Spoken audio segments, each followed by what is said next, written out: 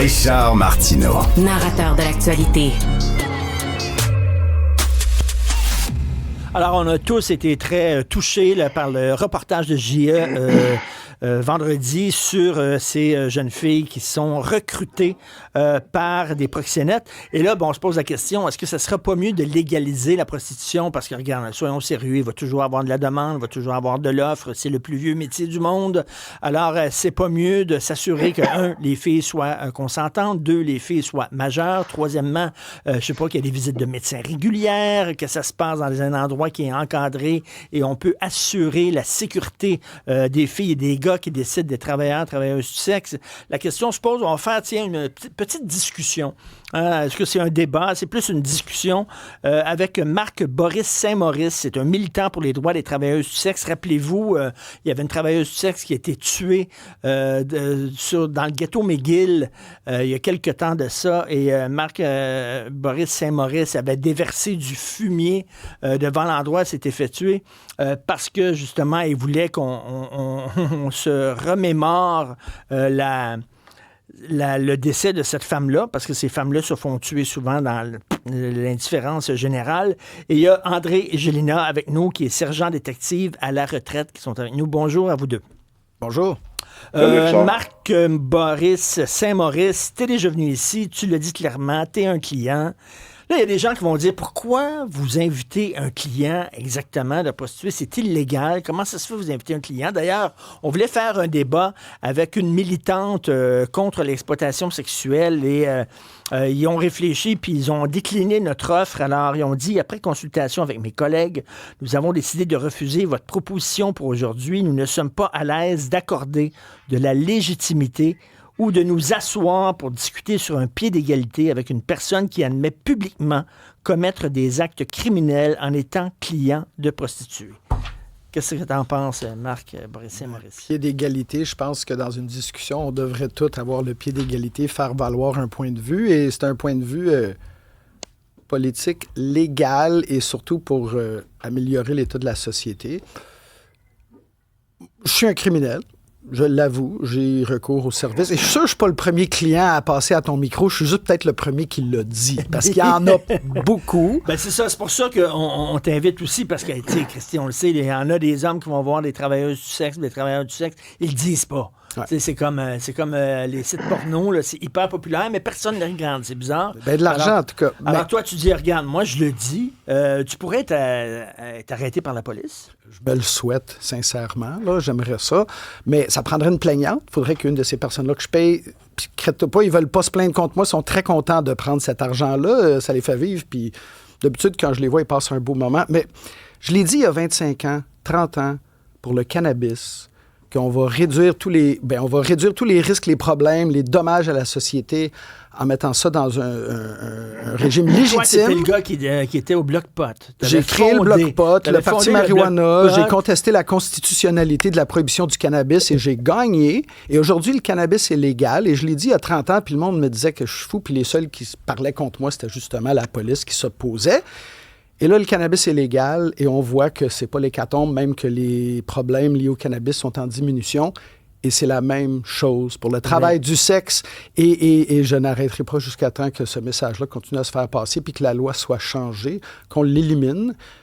Puis je pense que ça prend un client qui se met en public qui le dit parce que la honte que les hommes traînent sur leur épaule quand ils pensent qu'ils ont vu une travailleuse du sexe. C'est une honte qui est mise par la société sur les épaules. Et après ça, on se demande pourquoi les hommes, ils vont pas bien, puis qu'ils font des conneries, puis qu'ils pètent une coche, parce qu'ils traînent ce poids-là qui devrait pas.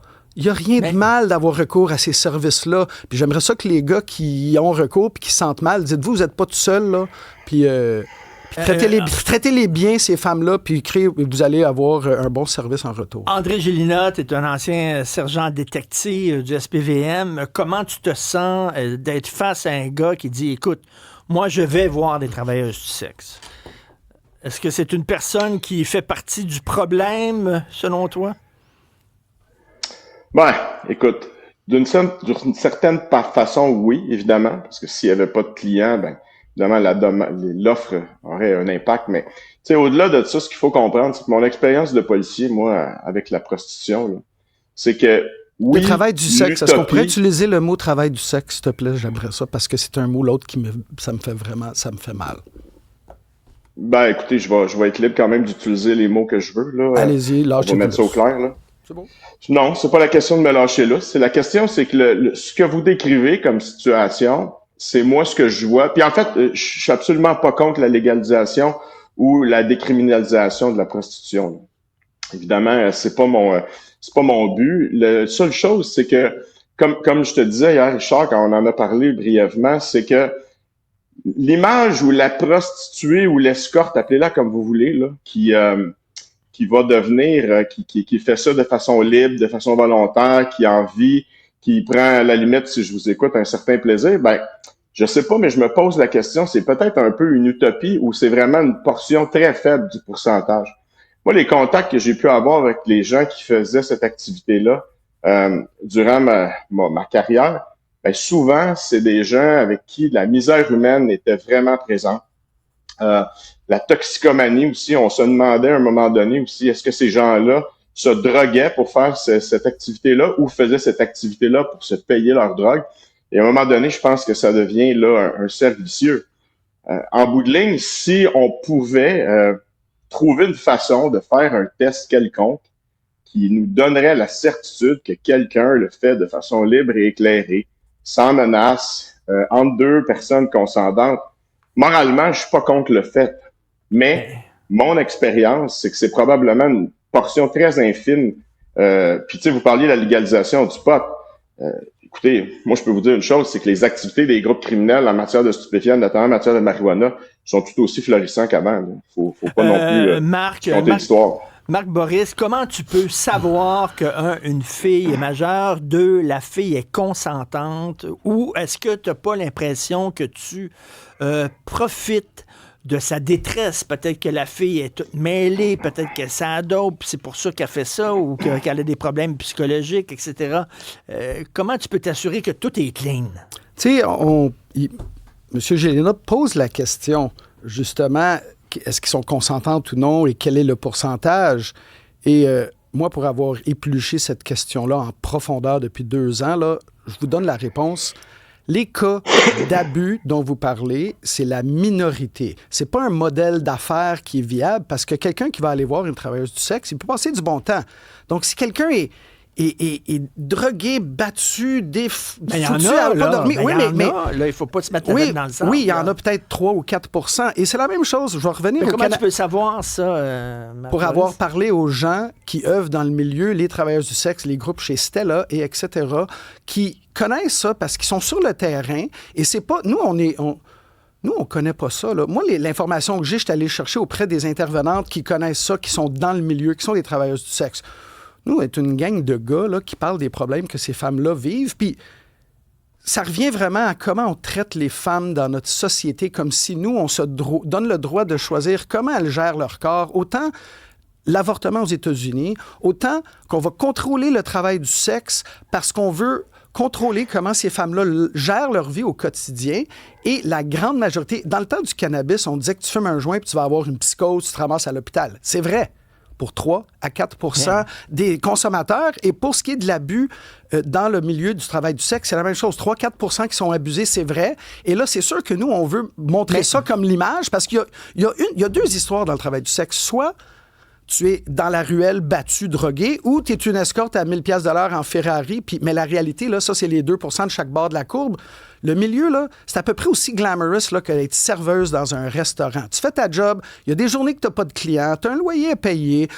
Je te souhaite d'avoir des réguliers qui te font vivre là, au quotidien, que tu aimes voir une fois par semaine. Puis tu en as 2-3. Là, si tu as 2-3 gars qui te voient à 200-300$ par shot, tu fais ta vie, là, puis tu es comme n'importe qui. Là, tu travailles au dépanneur. Tu sens que je profite de peut-être la pauvreté d'une fille qui a de la misère à arriver pour payer son loyer, puis bon, tout ce qui reste, c'est de vendre son corps, de louer son corps, puis je profite, moi, de de sa situation? Les hommes, ils profitent de femmes en situation de précarité qui la payent ou non. Au moins, si tu donnes du cash, elle peut peut-être payer son loyer, mais crée-moi, tu n'as pas besoin de donner de l'argent à une femme pour la maltraiter. Et ça, c'est la question qu'on doit se poser ou qu'on doit régler. Arrêtons là de se casser la tête avec du monde qui s'échange de l'argent pour avoir du sexe. Puis regardons donc, nous, les hommes, comment on traite les femmes at large. Et ça, c'est un symptôme du problème. Puis on règle ça et on décriminalise le travail du sexe. Puis ces problèmes-là, on va pouvoir s'assurer qu'ils n'ont pas 18. Là, il y a des gens qui nous écoutent, peut-être, qui vont dire 3 gars qui parlent de travailleurs du sexe et de prostitution, où sont les femmes. Mais premièrement, il y en a eu beaucoup de reportages avec des anciennes prostituées qui nous parlent de leur vécu. Moi, ce que je voulais avoir, c'est un client. C'est très rare qu'on entend la version du client et un policier aussi qui nous parle de, selon lui, comment il voit ça, la légalisation. André, quand tu écoutes Marc-Boris Saint-Maurice qui dit regarde, c'est une minorité, les femmes qui sont les jeunes filles qui sont poignées dans des réseaux, qui sont battues, qui sont obligées. La plupart font ça comme une job-in, de façon consentante, indépendante. Qu'est-ce que tu en penses? Est-ce que tu trouves que c'est une vision un peu idéaliste? Je pense que oui. Je ne nie pas que ça peut exister, évidemment. Là, je pense que ça faut pas non plus là, tout jeter le bébé avec l'eau du bain. Je veux dire, évidemment, ça existe. Mais ce qu'il faut comprendre aussi, c'est que moi, je conteste un petit peu là, l'aspect véracité. Là, la personne qui fait cette activité-là ne va pas nécessairement se confier, ne va pas nécessairement compter sa vie, évidemment, au client. Là. Il y a beaucoup d'agences d'escorte, il y a beaucoup d'escortes qui sont sous l'emprise du crime organisé. Puis ce qu'il faut comprendre, c'est que l'argent que vous investissez là-dedans, c'est de l'argent qui s'en va dans la misère humaine, qui s'en va dans le meurtre, qui s'en va dans les stupéfiants, l'achat d'armes à feu. Parce que c'est un cas réel. Il y a des groupes criminalisés, que ce soit les gangs de rue ou les motards, qui contrôlent des filles qui dansent dans les clubs de danseuses, qui vont faire des extras et souvent aussi vont vendre des stupéfiants. Mais il y a aussi tout l'aspect des jeunes filles qui sont sur l'emprise des cas de gangs de rue. Moi, j'en ai vu énormément. J'aimerais croire qu'il y a beaucoup de femmes, comme M. Saint-Maurice le décrit. Moi, je pense qu'on pourrait en arriver là si on mettait sur pied, je ne sais pas si j'ai la bonne expression, vous me corrigerez à ce moment-là, mais s'il y avait des bordels d'État, comme il y a des maisons de jeu qui sont contrôlées par l'État, à ce moment-là, on pourrait avoir un certain contrôle. Mais ce qu'il faut comprendre, c'est que le crime organisé, tout comme avec les stupéfiants, va toujours tenter d'exploiter un réseau parallèle où est-ce qu'ils vont offrir des services qui seront pas autorisés, évidemment, par la loi, que ce soit des mineurs ou tout autre sévice. Et à ce moment-là, c'est comme le pot, vous pouvez l'acheter à SQDC, mais évidemment, les Hells Angels vont vous offrir un produit qui avec un taux de THC qui est beaucoup plus élevé. Fait que c'est un peu illusoire de penser qu'on va enrayer ce marché parallèle-là, mais au moins, on pourrait peut-être mieux contrôler un certain marché si jamais il y avait une volonté politique d'aller dans ce sens-là. Alors, la légalisation comme en Allemagne, avec des bordels? Premièrement, la légalisation, c'est justement ce qu'on va réglementer, faire des tests et tout d'un coup veiller là-dessus. C'est encore des hommes qui contrôlent comment les femmes disposent de leur corps. C'est pas mieux. Mais surtout, là, la loi en ce moment, là, tu sais, la police, les politiciens, ils ont besoin de sauver la face pour justifier tout le budget parce qu'ils dépensent ils ont mis 150 millions, là, le gouvernement provincial, il y a 1 an ou 2 pour le travail du sexe, pour lutter contre ça. Et là, on voit dans le journal, là, dans 1 an, en 2023, ils ont réussi à porter 157 accusations contre des clients qui demandent des services sexuels. Fait que le gouvernement a payé 150 millions pour faire 150 accusations. Ça coûte 1 million par client pour avoir 150 cas en cours. Non, mais il y en a des centaines de mille qui en font. Ça va faire peur aux autres gars. Puis, oui, ça va faire peur parce qu'ils ne sont pas capables d'appliquer la loi. Ils n'ont pas de plaignante. Il n'y a aucune femme qui va aller se plaindre parce qu'elle fait de l'argent. Déjà, une femme, là, elle ne peut même pas déclarer qu'elle s'est faite agresser sexuellement quand elle n'est pas payée. Penses-tu qu'une travailleuse du sexe elle a encore moins de chances de se faire écouter? Fait que, et puis là, on dépense 1 million par client pour faire un beau 6 pages dans le Journal de Montréal pour essayer de faire peur aux clients. Ces 6 pages-là dans le Journal de Montréal, là, dans le site web, là, il y a des photos du site web, des listings, des filles, de leur compte TikTok. C'est une info-pub pour l'industrie du sexe, ces 6 pages-là. Un gars lit ça lui donne le goût d'aller sur Léolist, voir qui travaille à soir. Bravo les gars, merci, vous avez fait de la promotion, ces femmes-là, ils vont vous remercier. Non, mais tu reconnais que... J'hallucine, là, je capotais. Mais tu reconnais qu'il y a des filles qui s'en vont là-dedans, ils se font battre, ils se font casser dans des chambres d'hôtel, oui, ils se font envoyer en Ontario. Richard.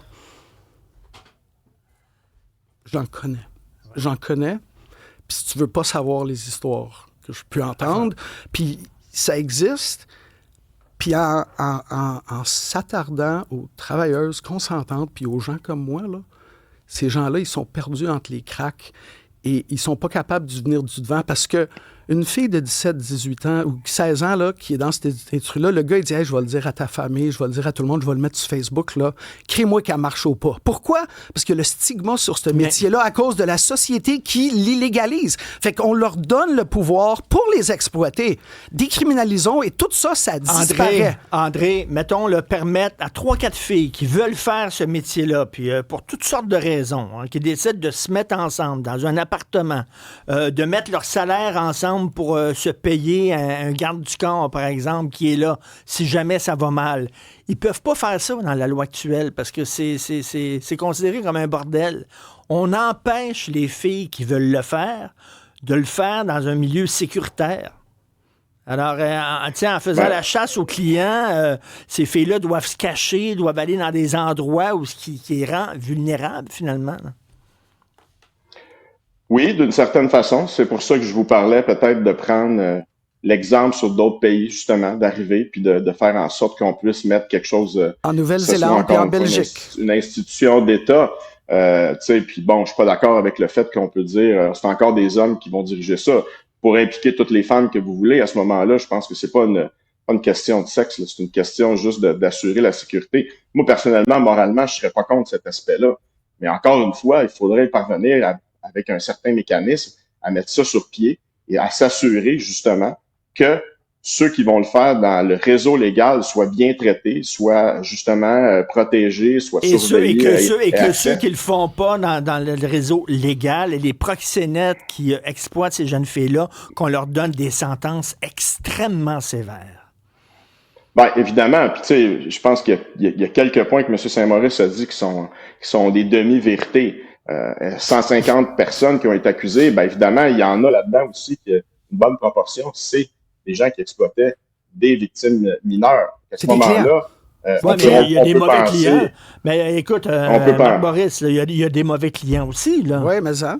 Il y a des clients qui profitent de ça en sachant fort bien que la fille est dans les mains de proxénètes. Ils s'en foutent complètement, eux autres. Écoute, il y a des hommes qui abusent leurs femmes, qui sont mariées, qui les payent pas, puis qui les battent, puis qui les séquestrent, puis qui prennent leur téléphone, leur numéro, leur mot de passe, là.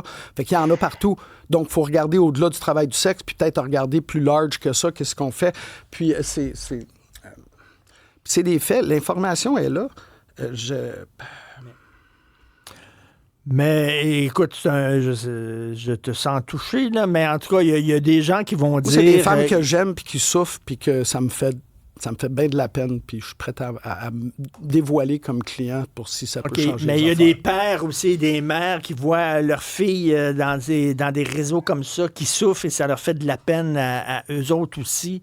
Moi, j'ai mené des enquêtes, Richard. J'ai fait des enquêtes. À un moment donné, j'avais eu une enquête de disparition, justement.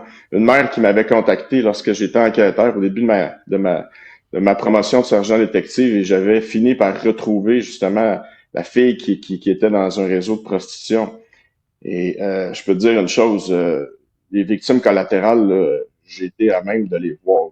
Évidemment, M. Saint-Maurice semble touché de ce qui arrive aux femmes, puis je peux abonder dans son sens. Mais moi, je peux te dire une chose, c'est que ça m'avait extrêmement touché de voir le désarroi d'une mère qui avait pas de nouvelles de sa fille, qui était sous l'emprise. Et en soit dit en passant, elle était majeure.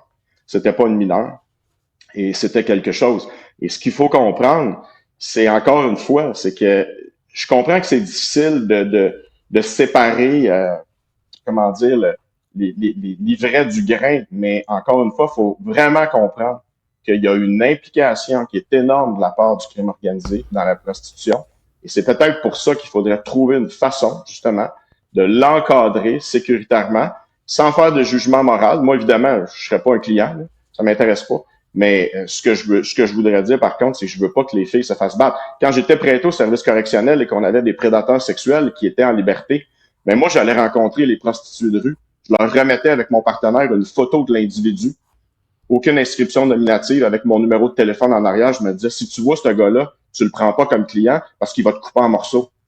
Appelle-moi, on va te protéger. Moi, j'en avais pas après ces filles-là, là. Je les arrêtais pas, là. Moi, ce que je voulais, c'était les protéger de ces prédateurs-là, parce que c'est un cas réel. Il y a beaucoup de prédateurs qui, justement, il y a beaucoup d'hommes qui ne feront pas à leur conjointe ce qu'ils vont vouloir faire à une prostituée, et c'est là que ça dérape, souvent. Boris, rapidement. Laissons aux femmes dans le milieu gérer leurs problèmes de mauvais clients. Ils le font déjà entre elles et je pense qu'ils font un vraiment meilleur job parce qu'ils sont dans le milieu au quotidien. Mais finalement, le gouvernement, là, il n'y a pas plus d'affaires de s'ingérer dans une transaction entre un homme et une travailleuse de sexe qu'il y a d'affaires à s'ingérer entre ta femme de ménage, ton paysagiste ou ton coiffeur. OK, mais on a d'affaires, par exemple, à s'ingérer pour sauver les filles qui sont là-dedans puis ça leur tente pas puis qui veulent s'en sortir puis ils peuvent pas, là. Absolument. Okay. On leur donne Ils s'ingèrent déjà, je paye mes impôts. C'est en décriminalisant qu'on va arriver à faire ça. Marc Boris Saint-Maurice et André Gélina, merci beaucoup à vous deux. Merci. Merci, Richard.